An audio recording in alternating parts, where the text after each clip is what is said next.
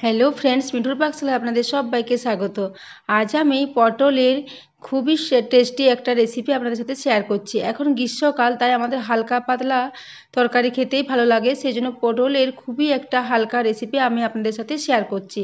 এই জন্য এখানে আমি 300 গ্রাম পরিমাণে পটল নিয়েছি। পটলটা খোসাটা একটু একটু খোসা রেখে মাঝখানটা করে ছাড়িয়ে নিয়েছি। এরপর পটলটা এবারে সাইড থেকে এরকম চ্যাপ্টা করে একটু কেটে নেব। এইভাবে কেটে রান্না করলে পটলটা দেখতেও সুন্দর লাগবে এবং ভাজার ক্ষেত্রেও সুবিধে হবে। দেখুন, এইভাবে সাইড থেকে কেটে একটু চ্যাপ্টা চ্যাপ্টা করে পটলগুলো কেটে নেব। দেখুন, এভাবে সমস্ত পটলগুলো কেটে নিয়েছি। পটল অনেক সময় পাকা পটলও থেকে থাকে, সেজন্য পাকা পটলের বীজগুলো এখান থেকে কেটে বাদ দিয়ে দিলাম। তারপর সমস্ত পটলটা একটা পাত্রের মধ্যে তুলে নিচ্ছি। এরপরে পটলগুলো আবারও জল দিয়ে ভালো করে একটু ধুয়ে নেব। তো পটলটা জল দিয়ে ভালো করে ধুয়ে পর নিয়ে নিয়েছি। এরপর এখানে সামান্য লবণ ও সামান্য হলুদ দিয়ে দেব। লবণ ও হলুদ মাখিয়ে যদি পটলটা কিছুক্ষণ রেখে দেওয়া হয়, তারপর যদি পটলটা ভাজা হয়, তাহলে পটল ভাজার সময় তেলটা খুবই কম লাগে। এইভাবে পটলটা হলুদ ও লবণ মাখিয়ে 10 মিনিটের জন্য রেখে দেব। এদিকে গ্যাসে কড়াই বসিয়ে দিয়েছি, তাতে আমি তেল নিয়ে নিচ্ছি। এখানে আমি সর্ষের তেলে রান্নাটা করব। এই জন্য এখানে ছোটো চামচের 2 চামচ পরিমাণে সরষের তেল নিয়েছি। এরপর একটা বড় সাইজের আলু টুকরো করে কেটে রেখেছিলাম, সেই আলুর টুকরোটা এই তেলের মধ্যে দিয়ে দিলাম। এরপর আলুটা একটু নাড়াচাড়া করে খুব লাল লাল করে ভেজে নিতে হবে। কিছুক্ষণ নাড়ার পর এটাকে 2 মিনিটের জন্য ঢাকা দিয়ে একটু ভেজে নেব। 2 মিনিট পর ঢাকা খুলে নিচ্ছি। তারপর আবারও আলুটাকে একটু নেড়ে চেড়ে লাল লাল করে ভেজে নেব।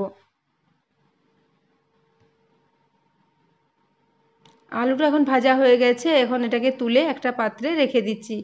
আলুটা তুলে নিয়েছি। এরপর ওই একই তেলে আমি লবণ ও হলুদ মাখিয়ে রাখা পটলটা দিয়ে দিলাম। এখানে আমি খুব বেশি তেলের ব্যবহার করব না, এই কম তেলের মধ্যে পটলটা ভেজে নেব। পটলটাতে যেহেতু লবণ ও হলুদ মাখানো আছে, সেজন্য খুব বেশি তেলের প্রয়োজন হবে না।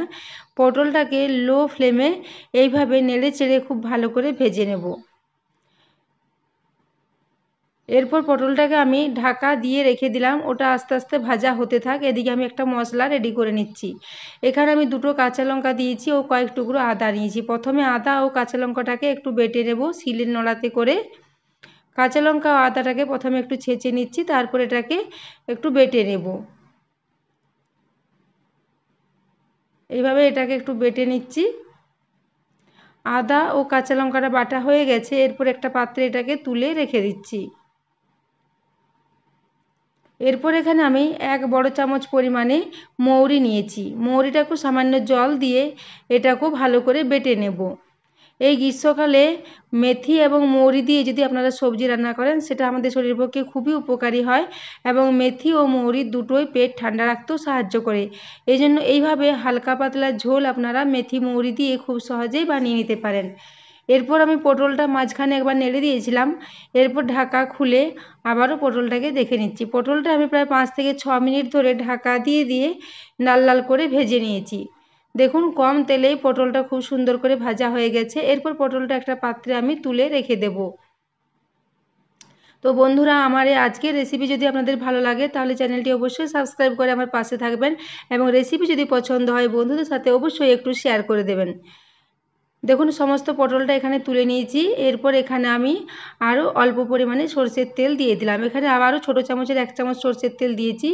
এরপর ফোড়ন হিসাবে এখানে আমি 1/2 চা চামচ পরিমাণে মেথি দিয়েছি এবং সাথে দিয়ে দিলাম একটা তেজপাতা টুকরো করে।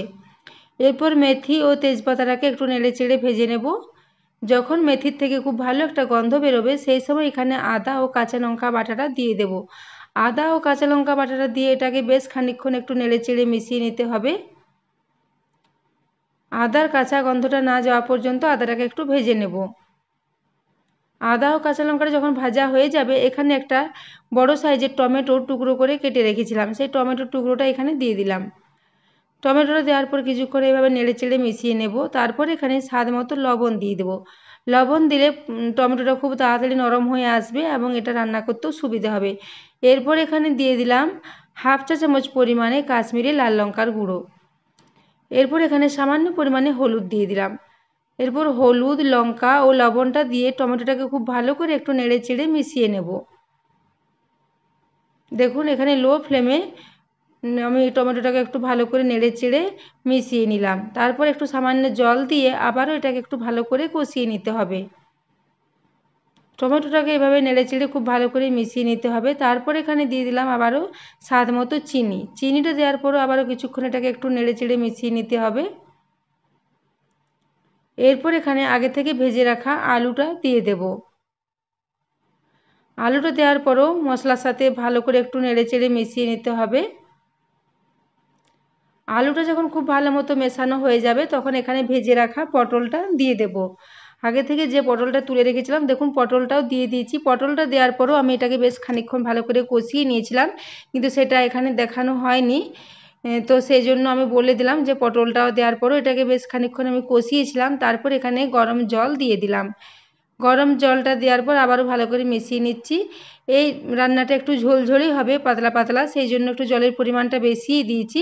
তারপর এটাকে ভালো করে মিশিয়ে ঢাকা দিয়ে প্রায় 5 মিনিটের জন্য রান্নাটা হতে দেব। 5 মিনিটের জন্য ঢাকা দিয়ে রেখে দিলাম। 5 মিনিট পর ঢাকা খুলে দেখে নিচ্ছি যে আলুটা সেদ্ধ হয়েছে কিনা। গ্রীষ্মকালে এইরকম মেথি মৌরি দিয়ে পাতলা ঝোল বানিয়ে খেলে আমাদের পেটও ঠান্ডা থাকবে এবং শরীরও ভালো থাকবে। এই জন্য বেশি রিচ রান্না না করে এইভাবে হালকা পাতলা ঝোল আপনারা বানিয়ে নিতে পারেন।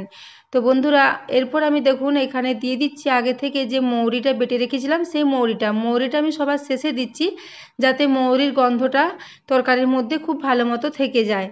আগে থেকে মৌরিটা দিয়ে দিলে ফুটে ফুটে তরকারির মধ্যে মৌরির গন্ধটা চলে যেত, এই জন্য মৌরিটা আমি লাস্টে দিচ্ছি, যাতে মৌরির ফ্লেভারটা এই সবজির মধ্যে থেকে যায়। মৌরিটা দেওয়ার পর খুব ভালো করে নেড়ে চেড়ে একটু মিশিয়ে 2 মিনিটের জন্য ফুটিয়ে নিলাম। তারপর গ্যাস অফ করে এটাকে ঢাকা দিয়ে 5 মিনিটের জন্য স্ট্যান্ডিং টাইমে রেখে দিয়েছিলাম। 5 মিনিট পরে এটাকে আমি সার্ভ করে দিচ্ছি। এটা দুপুরবেলায় গরম ভাতের সাথে খেতে অসাধারণ লাগে। এই প্রচণ্ড গ্রীষ্মে এইরকম হালকা পাতলা ঝোল আপনারা বানিয়ে নেবেন।